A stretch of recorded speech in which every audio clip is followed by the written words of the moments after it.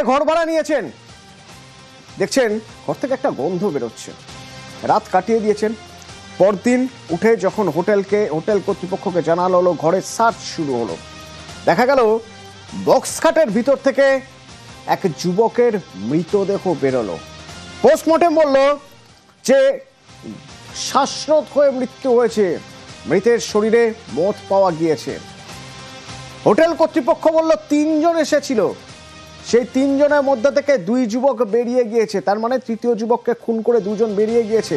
প্রমাণ কোথা থেকে পাবে? যাতে প্রমাণ লোপাট করা যায় তার জন্য তারা মদ খেয়েছে, সেই মদের বোতল, গ্লাস, বিছানার চাদর যা দিয়ে পেঁচিয়ে মারা হয়েছিল, গলায় পেঁচিয়ে ফাঁস দিয়ে, বিছানার চাদর, সিগারেটের পোড়া টুকরো সব নিয়ে চম্পট দিয়েছিল 2 জন। সেই 2 জনকে ওড়িশা থেকে ধরা হয়েছে এবং তারপর পুলিশ আজ প্রেস মিট করলো। আমার সঙ্গে রৌনক রয়েছে সরাসরি। রৌনক, ধরা তো পড়লো খুনি, কিন্তু তারা 2 জন খুন কেন করেছিল? খুনের মোটিভ কি?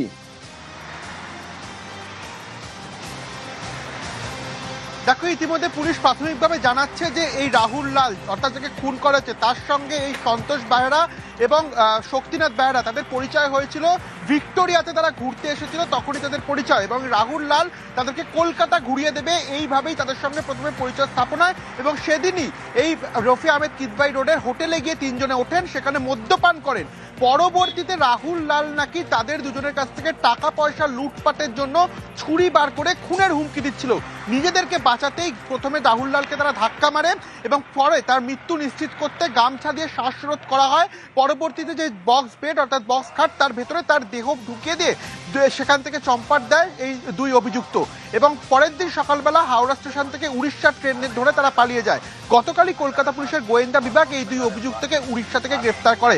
অর্থাৎ তারা যে বিষয়টি বলেছেন এবং পুলিশের প্রাথমিক যে অনুমান, রাহুল লাল অর্থাৎ মৃত যুবক, তিনি নাকি ছুরি দেখিয়ে লুটপাট করার চেষ্টা করেছিল এবং সেই লুটপাট থেকে বাঁচতেই তারা এই রাহুল লালকে হত্যা করেছে। যদিও গোটা বিষয়টি বিভিন্ন অ্যাঙ্গেল পুলিশ খতিয়ে দেখছে, আদতে কি এটাই মার্ডারের মোটিভ না এর পেছনে অন্য কোনো কারণ ছিল, গোটা বিষয়টি কিন্তু ইতিমধ্যে কলকাতা পুলিশের গোয়েন্দা বিভাগ খতিয়ে দেখছে। অতুল, ধন্যবাদ।